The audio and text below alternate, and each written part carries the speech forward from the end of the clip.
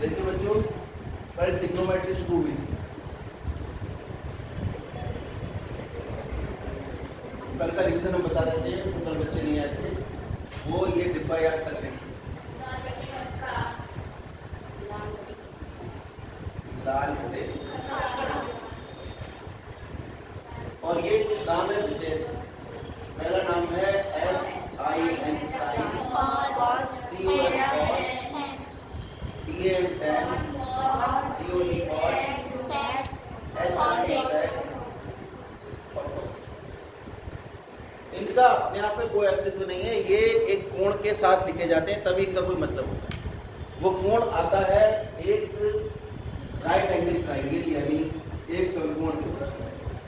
समकोण त्रिभुज का अगर ये कोण ABC कह रखा है तो 90 डिग्री के सामने वाली भुजा को हमने आपको बताया है। और जो कोण हम इसके आगे लिखेंगे, मान लो मैं लिख रहा हूँ sin A, ठीक है। अगर मैंने कोण का चयन कर लिया है तो कोण के सामने वाली भुजा को हम कहेंगे और अगर कोण का चयन ये किया होता मैंने C, तो इसके सामने वाली भुजा ये लंब हो जाएगी। कर्ण की पहचान 90 डिग्री के सामने वाली भुजा से हो जाएगी। लंब की पहचान जिस कोण के लिए हम त्रिकोणमितीय राशि का प्रयोग करेंगे उस कोण के सामने वाली भुजा हो जाएगी। जो तीसरी भुजा बचेगी उसे हम कहा करेंगे R। जैसे अगर इसी त्रिभुज को मैं दोबारा बनाऊं और इसका नाम मैं ABC रखूं, और अब इस वाले त्रिभुज में अगर मैं कहूँ sin A निकालना है तो इसमें A ऊपर आ गया तो A के सामने वाली भुजा होगी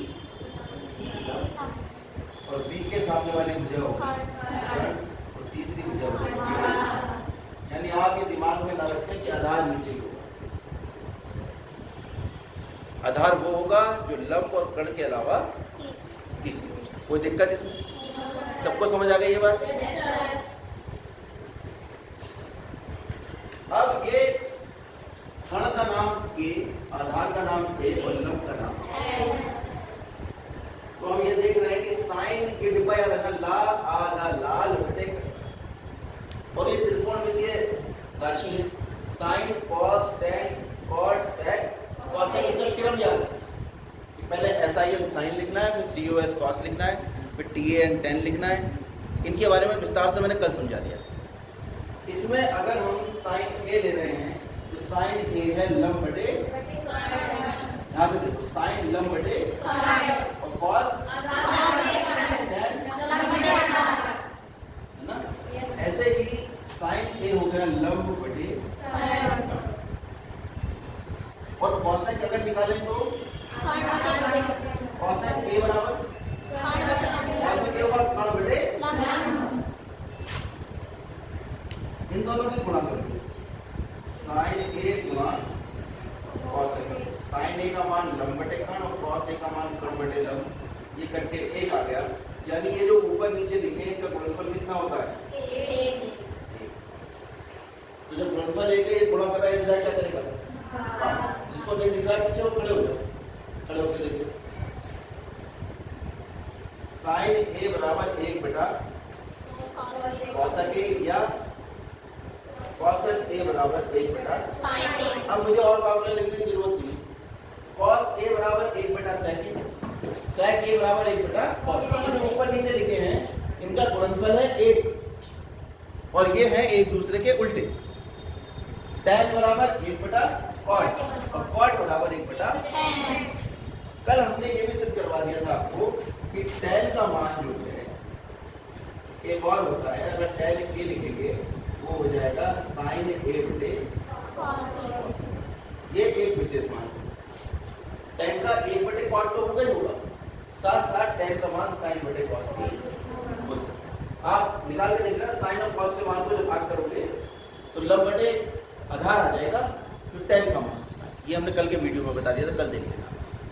अब हम सवालों की तरफ बढ़ते हैं। उससे पहले जहां ये त्रिभुज आ जाता है तो एक आदमी का नाम लेना पड़ता है। क्या नाम है उसका? पाइथागोरस। तो पाइथागोरस जी ने एक फिल्में दी थी और वो पाइथागोरस फिल्में क्या है उसको कोई भी सवाल हल नहीं।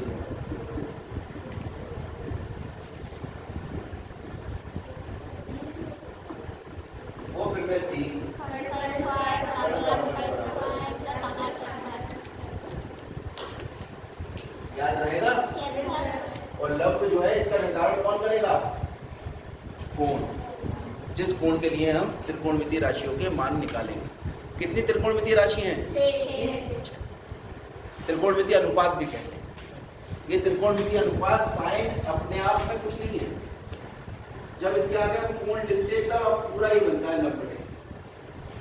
और एक चीज और, कहीं पर मान लो साइन ए की घात 2 करनी पड़ गई, अब ए पे घात 2 लगाएंगे, कहाँ लगाएंगे?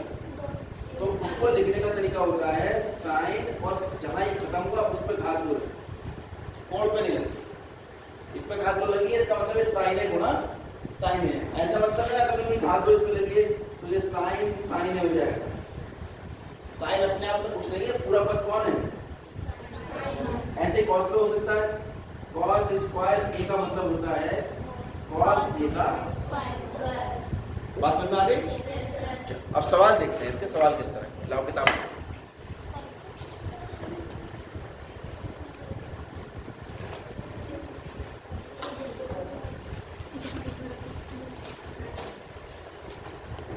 प्रश्नावली 8 पॉइंट।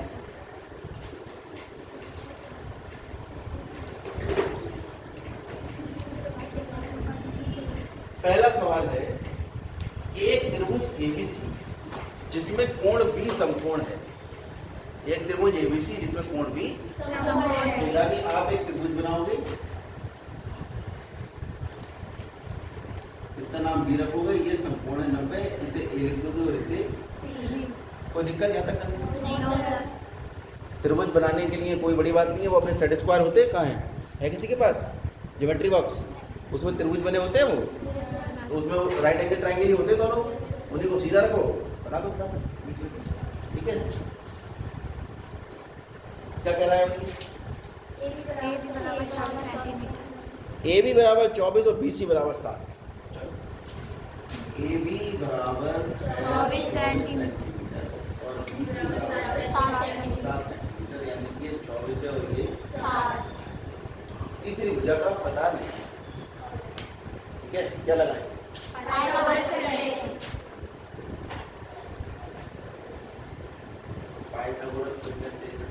क्या है? पाइथागोरस का स्क्वायर और लंब का स्क्वायर का सादा का स्क्वायर। कितना है इसका? आधार कितना है? लंब कितना है? अब जब हमें कोण का नहीं पता, कोण के बारे में कोई जानकारी, तो किसी को भी लंब मान सकते हो आप, किसी को भी आधार, ये आपके अधिकार है। तो ये आपके पास आ जाएगा ए बी, यानी 24 का वर्ग प्लस इसको याद है 24 का वर्ग 5 दोनों को जोड़ोगे कितना आ जाएगा? 625। ए सी का वर्ग 625 होता है, 25 का वर्ग, जैसे याद नहीं है वो याद रखिएगा। तो दोनों तरफ वर्ग से वर्गमूल, दोनों तरफ वर्गमूल ले लो, क्योंकि वर्ग से वर्गमूल हमेशा क्या होता है? कट।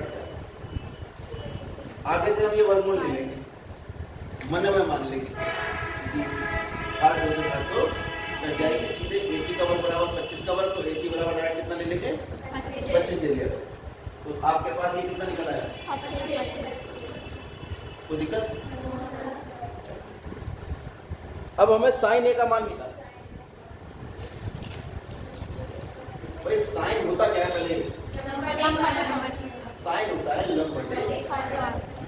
अब इस त्रिभुज में एक आधार पर लंब कौन है? भाई कोण अब कौन सा ले रहे हैं? ए के लिए कौन लंब है? बीसी। ए के सामने वाली भुजा कौन है? बीसी। बीसी। और कर्ण तो फिक्स होता है 90 डिग्री के सामने वाली। तो साइन ए का मान कितना आ गया? 7/25। बताओ किसी को कोई दिक्कत इसमें? कुछ मुश्किल? चलो कॉस ए निकालो। कॉस ए कितना होता है? कॉस ए आधार बटे आधार ए के लिए कौन होगा? एक सब चीजें मल्टीप्लाई करो, ये लंब, ये कर्ण हो गया, ये लंब हो गया, तो आधार कौन हो गया? 24। ये भी नाम लेके दिखा देते, वैसे तो पता ही है 24। तो कितना आ गया ये? 24/25। 24/25 किसका मान आ गया? Cos A.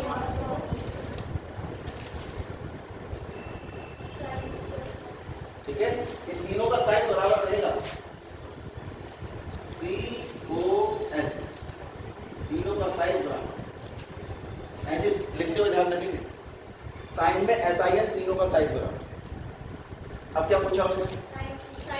साइन सी। चलो साइन सी देखते, पहला पार्ट तो खत्म हो गया। दूसरे पार्ट में कह रहा है निकालो साइन। तो अब साइन तो मुझे पता है क्या होता है, लंब बटे तो पता है ना, ये तो दोबारा लिखने की जरूरत नहीं। तो अब आप देखो सी के अनुसार लंब कौन है, सी के अनुसार लंब है, नाम लिखो पहले ए बी, और कौन को बताइए कौन है, कितना आ गया, कोई दिक्कत किसी को, बता दो किसी को समझ नहीं आया तो बेटा क्या उंगली गिर रही हो अपनी, सामने देखो, cos c, cos होता है आधार बटे कोण। अब cos के लिए कौन सा कोण है, c के लिए आधार कौन होगा, c के लिए आधार कौन होगा, तो c के लिए लंब ये होगा, कण ये होगा, तो c के लिए आधार कौन होगा, क्योंकि cos किसके बराबर है, आधार। तो c के लिए कौन आधार हुआ, BC बेटे AC, 25 किसका मान आ गया, मुश्किल लगी ट्रिग्नोमेट्री। आगे बढ़ते दूसरा सवाल। बस इस डिब्बे को याद रखो, जिसको याद जो कल नहीं आए थे वो वीडियो देख लेना, आपको ये समझ आ जाएगा, नहीं तो सीधा रख लो लाल बटे कक्का L A L A K। L का मतलब लंब, A का मतलब आधार, और K का मतलब कण। और लंब का निर्धारण कौन करता है, कोण करता है, जिस कोण पर हम कार्य करते हैं। अब देखते हैं अगला दूसरा सवाल।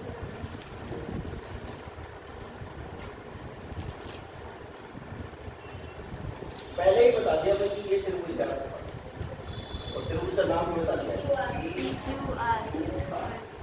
और ये भी बता दिया ये 12 है, ये ना।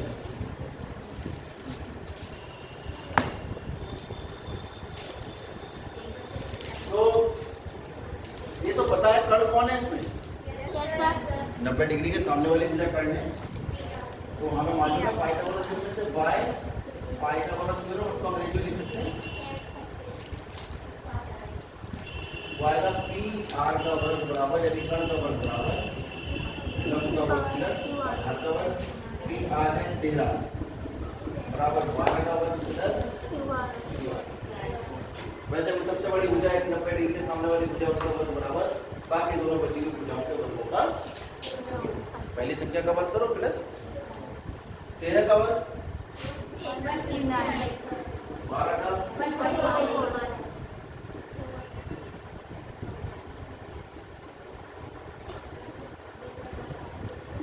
कितना आ गया 25, 25 किसका वर्ग होता है, यहाँ से वर्ग करके QR कितना आ जाएगा 5, ये आपके पास 5, थोड़ा छोटा है, चलिए ना 5 इतना छोटा हो जाएगा, मतलब 5 इतना बड़ा होकर 13 छोटा होगा, ठीक है। तीसरी भुजा निकल आई। अब क्या पूछा है उसने, tan P और cot R। तो पहले tan P निकाल लो, बताओ tan P कितना है, tan है कितना जल्दी देखो, लंब बटे कौन सा कोण ले रहे हैं, P के लिए लंब कौन होगा, लंब बटे आधार। P के लिए लंब होगा QR यानी 5, और आधार कितना होगा, अरे 90 डिग्री के सामने वाला तो कर्ण हो गया, तो इसकी तो बात ही खत्म हो गई, कर्ण को तो बदला नहीं जा सकता। अब बचे ये दोनों, अब इसमें कौन लंब है कौन आधार है, कोण देखो क्या है P, कोण P के सामने वाली भुजा लंब हो जाएगी और बाकी दूसरी भुजा आधार हो जाएगी। और tan जो होता है वो लंब बटे आधार होता है, तो 5 बटे 12। फिर दूसरा है cot Q, cot कितना होता है देखो, आधार बटे लंब। तो cot कोण कौन सा ले रहे हैं, सर इसमें आ रहा है, सर इसमें आ रहा है, सर कॉट आ रहा है,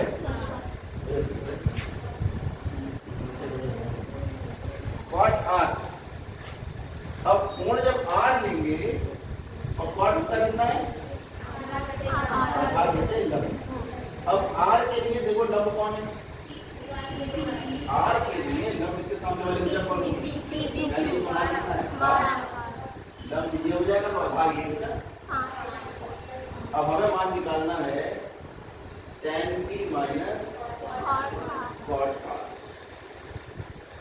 tan p minus cot R, tan p का मान रख दो और कॉट आर का मान।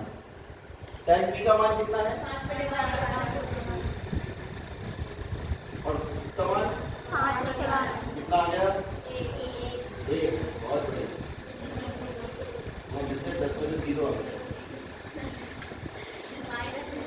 जब समान संख्याएं घटाई जाती हैं तो 0 आता है, भाग करा जाता है तो 1 आता है। ठीक है, तो 10 5/12 में 5/12 कितना आएगा? 0 ये आपको नोट कर लो।